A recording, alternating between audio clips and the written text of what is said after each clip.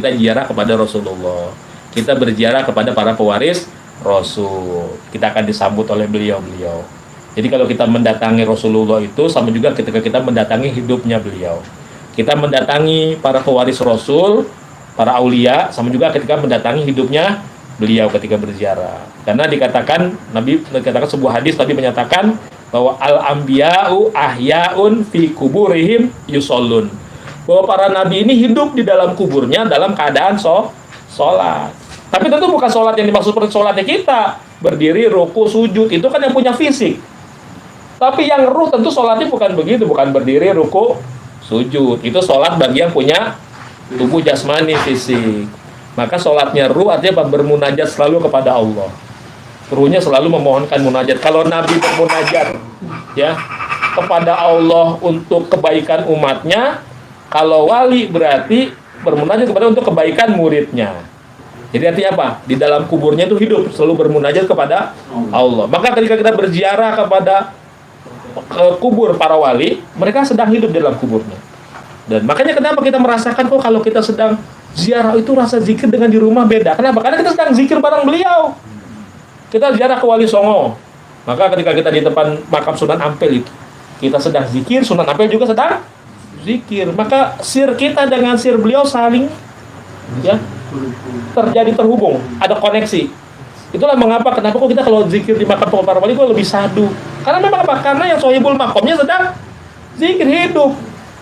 Gitu. Jadi bukan siapa bilang kita ke kubur itu kita minta, enggak. Itu kan bahasa mereka nyebut apa? Kita sebutnya apa? Orang-orang kuburin, para penyembah kuburan. Ketika kita ngangkat tangan gitu sedang berdoa, ya kan berdoanya kepada Allah. Walaupun kita dimakan lagi begini, emang kita minta kepada enggak. Berdoanya kepada Allah. Tapi memang kita merasakan suasana yang berbeda. Dan ketika kita mendatangi mereka para aulia itu dalam kuburnya, mereka dalam keadaan hidup. Makanya Nabi perintahkan, hadis Nabi kan jelas, Nabi mengatakan kuntu nahaitukum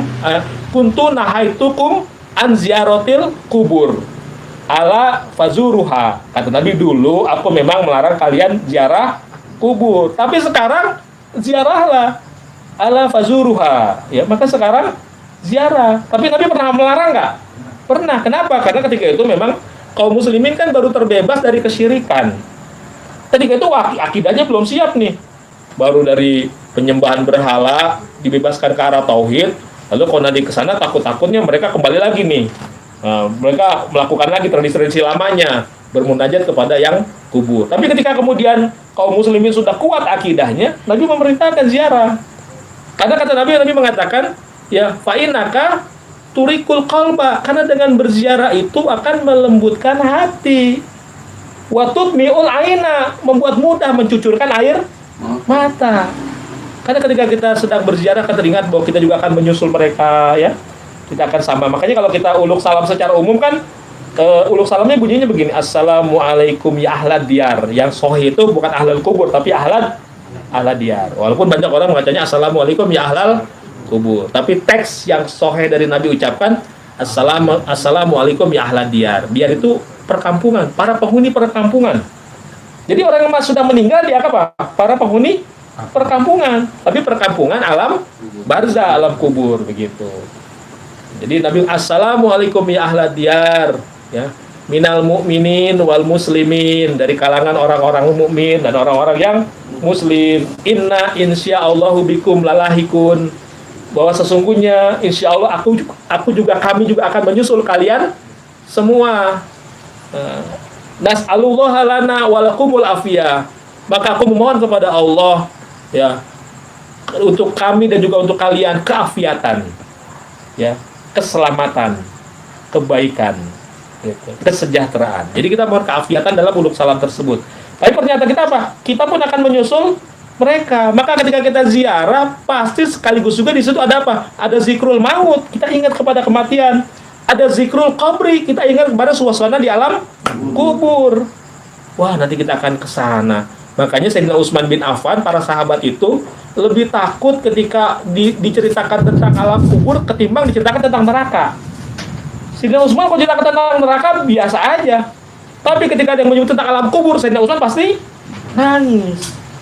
Kenapa? Karena ketika alam kubur kan itu sendiri. Dan alam kubur itu kan ibarat kata orang masih tahanan, belum ada persidangan. Kalau sudah di akhirat mah tenang, tentang di sini ada Rasulullah, ada yang ngebelain, begitu. Makanya kenapa Rasulullah Umar kalau ditentang cerita neraka dia nggak nangis, biasa aja. Kenapa? Dia bilang, oh iya, karena perasaan gini, toh nanti di akhirat mah ketika bangkit rame-rame nggak? Rame-rame ada Rasulullah nggak? Tapi kalau di dalam kubur sendiri nggak? Sendiri. Makanya rasa takutnya menghadapi gelapnya, menghadapi himpitannya, maksudnya itu sampai menangis kalau Sayyidina Utsman kalau ceritakan tentang alam kubur. Ini bagian daripada zikrul qabri. Makanya ada ungkapan dari baginda Nabi, hadis dari Imam Dailami, Nabi mengatakan bahwa zikrul anbiya minal ibadah. Mengingat para nabi itu adalah ibadah. Artinya ketika kita melakukan dapat pahala dari Allah Subhanahu wa taala. Wa zikrus sholihin kifaroh. Dan mengingat orang-orang soleh adalah kifaroh, penebus dosa. Ini yang kita lakukan nih, zikrus sholihin. Manakib itu zikrus sholihin, kifaroh, penebus dosa. Wa zikrul maut sodako. Dan ingat kematian itu adalah sodako. Bisa diartikan sodako dalam arti gini, kan namanya sodako itu kan kita memberikan kemanfaatan berupa harta dari diri kita kepada orang lain. Maka zikrul maut sodako adalah kita memberikan kemanfaatan ke dalam jiwa kita sendiri, agar jiwa kita menjadi engeh, menjadi sadar, menjadi aware bahwa dia itu gak akan hidup di dunia selama-lamanya. Ada batas waktu yang membuat dia nanti suatu saat akan kembali kepada Allah, harus mempertanggungjawabkan segala apa yang dilakukan di dunia. Maka rasa kesadaran ini akan buat kita menjadi berhati-hati menapaki jalan kehidupan. Berarti munculnya kesadaran ada manfaatnya ke dalam jiwa kita. Ada sebagaimana sodako tadi. Maka dikatakan zikrul maut itu sodako. Atau bisa juga diartikan pahalanya setara dengan pahala sodako. Jadi bisa dua pengertian. Pengertian dari zikrul maut sodako itu memang punya kemanfaatan yang sama seperti manfaat sodako.